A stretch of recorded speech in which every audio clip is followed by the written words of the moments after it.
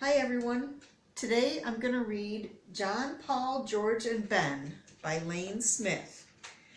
Now, if you're someone my age and you said John, Paul, George, and you would automatically say Ringo because of the Beatles.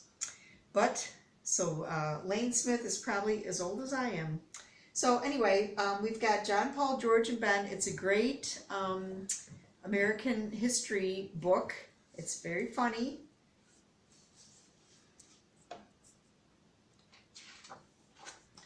John, Paul, George, and Ben by Lane Smith. Once there were 4 lads, John, Paul, George, and Ben. Make that 5 lads. There was also independent Tom, always off doing his own thing. John was a bold lad. At the start of every school year, the students were asked to write their names on the chalkboard, and every year it was the same story. John, his teacher would say, "You have lovely penmanship. John, your confidence is refreshing. But John, come on. We don't need to read it from space." So John, obviously we're talking about John Hancock.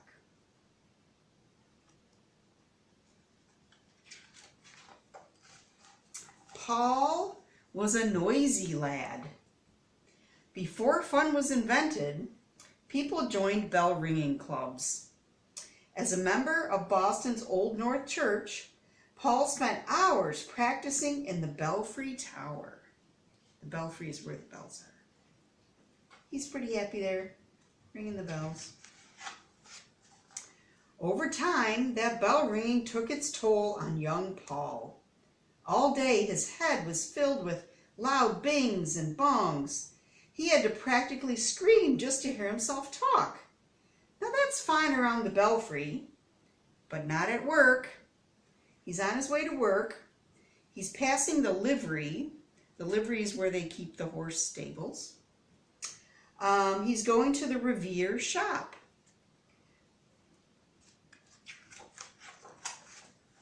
Extra large underwear? Sure, we have some. Let's see. Large, extra large. Here they are. Great big extra large underwear. Paul was like a bullhorn in a china shop. Your wig? Yes, it's coming. And your polka dot shirts are coming. And the pink breeches are coming. Breeches are pants. It took many years and a midnight ride for people to finally appreciate his special talent. The redcoats are coming. So we're talking about Paul Revere here. Oh, everyone except that big underwear lady. She was still mad. George was an honest lad. One day, he took his shiny new hatchet and chopped down his family's cherry tree. When his father discovered the tree, he said, "Son, did you know who killed this beautiful little cherry tree?" "I cannot tell a lie," answered George. "'Twas I who chopped down this cherry tree." "Then run to my arms, dearest boy," cried his father, "for you have paid me for it 1,000-fold with your honesty." "Really?" said George. "In that case, when I tell you I've taken out the apple orchard, leveled the barn, and made kindling of your carriage, you'll be a wealthy, wealthy man." That's probably not what his dad meant. Ben was a clever lad. Not only did he have a saying for every situation, he generously shared them with anyone, anywhere, at any time. Fish and visitors stink after 3 days.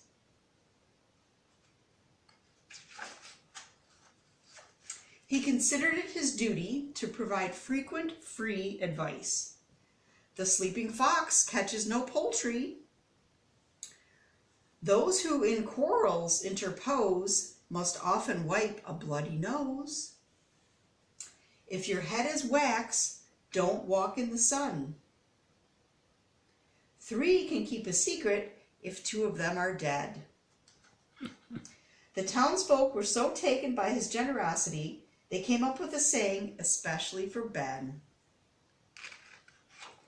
Please shut your big yap. It means your big mouth. I like it, said Ben. Short and to the point. Work a fox or a turkey in there, and I think you've got something. Tom was an independent lad. One day, his teacher, Mr. Douglas, asked the class to make birdhouses by gluing macaroni to ye old balsa wood. Tom happily ignored him and used traditional building materials in a neoclassical design. His is a little more ornate than theirs. When the class made a palm tree, Tom took one look and said, "Not on your life," then quickly left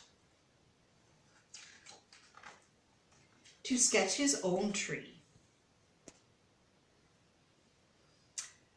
Young Thomas, fumed Teacher Douglas, would you mind explaining to the class why you insist on working so independently? Certainly, said Tom. In fact, I've taken the liberty to list the very reasons. Fear not, sir, I've used small words for the benefit of the dullards, meaning the stupid people. Tom learned the power of his words that day. Mr. Douglas told him to pursue all the life, liberty, and happiness he wanted independently in the corner. The other students perused lunch. Perused meaning they enjoyed lunch. The rest is history. Say, you want a revolution? Well, John, Paul, George, Ben, and Tom sure did. In April of 1775, they got one. The Redcoats were coming. In fact, King George III's army was marching to Lexington and Concord to arrest John and other Sons of Liberty. Fortunately, Paul Revere was a noisy man. After his midnight ride, every Minuteman, woman, and child knew who was coming and what they'd be wearing. It was the start of the Revolutionary War.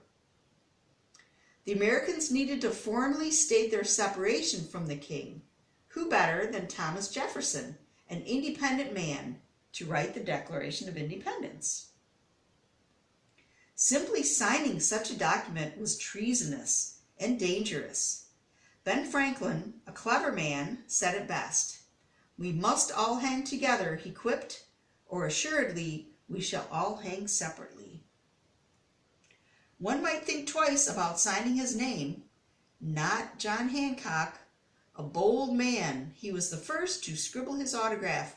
And man, just look at the size of that John Hancock. The war was won thanks to General Washington. Everyone thought he would make a great king for the new United States of America. But George Washington was an honest man. The last thing we need is another King George, he said. President George, however, has a nice ring to it. And here is ye old epilogue. Epilogue is kind of like the end of the story. George didn't live in the White House like all the other presidents. He was asked to live in New York City, where there aren't so many trees. So here we have a section that I really like because it actually gives facts about some of these people and whether some of these things were maybe not quite so true. So we're taking liberties on this page. This is wherein we set the record straight with ye old true or false section. True or false? John had the biggest signature on the Declaration of Independence. That's true. It was so big he reportedly bragged that the king could read it without his glasses. True or false? When John was a boy, his signature was always the biggest one on the chalkboard. That's false. Large chalkboard classrooms weren't invented until a few years later. True or false? The Sons of Liberty was a secret society. That is true. The Patriotic Club was formed after King George III imposed the stamp tax on the American colonists in 1765, and John Hancock was one of the leaders. True or false? Paul was in a bell-ringing club at the Old North Church. Well, true. We're not sure if this caused him to talk loud, but you try ringing bells nonstop for hours and see how you talk. True or false? The famous 2 If by Sea lanterns were lit in that same Old North Church years later, prompting Paul's midnight ride. That's true. True or false? On that night of April 18th, 1775, Paul shouted, "The British are coming." That is false, because back then, the Americans considered themselves British. That would be like saying, "We are coming," and that sounds pretty silly. Most historians agree he probably said, "The redcoats are coming." True or false? The Revere shop sold extra large underwear. That's false. The Revere shop sold silver, but extra large underwear is always funnier. True or false? Silver buckles on shoes sure look goofy. That's true. True or false? George chopped down his father's cherry tree. This is believed to be false. The fable was invented by Mason Parson Weems. It's pretty funny considering he made up ye old tale to teach kids a lesson in honesty. True or false? The phrase ye old gets awfully old after a while. Yeah, I think it does. True or false? When he grew up, George had wooden teeth. False. His fake teeth were made of lots of things like hippopotamus teeth, gold, lead, and other human teeth. True or false? George was the only president to serve his full term in New York, not the White House. That's true. True or false? George was the only president to serve in New York, not in the White House, because New York has far fewer trees for him to level. Well, that's false. We cannot tell a lie. The real reason he was because the White House wasn't completed until the second president's term. True or false? All of Ben's sayings in this book were actual Ben sayings. That's true. They're all from Poor Richard's Almanac. True or false? Besides inventing clever sayings, Ben also invented bifocals, the Franklin stove, the lightning rod, and PlayStation 76. Well, that's true except for the PlayStation part. True or false? Work a turkey in there and I think you've got something. Instead of an eagle, Ben thought America's national symbol should be a turkey. He did. He thought it should be turkey. True or false? Dullard is a funny word. It is. True or false? Tom's teacher was named Mr. Douglas. It was. True or false? Tom's hobbies were architecture and botany. That's true. The house he eventually designed for himself, Monticello, is a Roman neoclassical masterpiece. Surrounding it are spectacular fruit, flower, and vegetable gardens. True or false? Every kid should enjoy life, liberty, and the pursuit of happiness. That's true, as long as your teacher says it's okay. Hope you learned something about John, Paul, George, Ben, and Tom. If you get a chance, check this book out from the library. It's a good one. Thank you.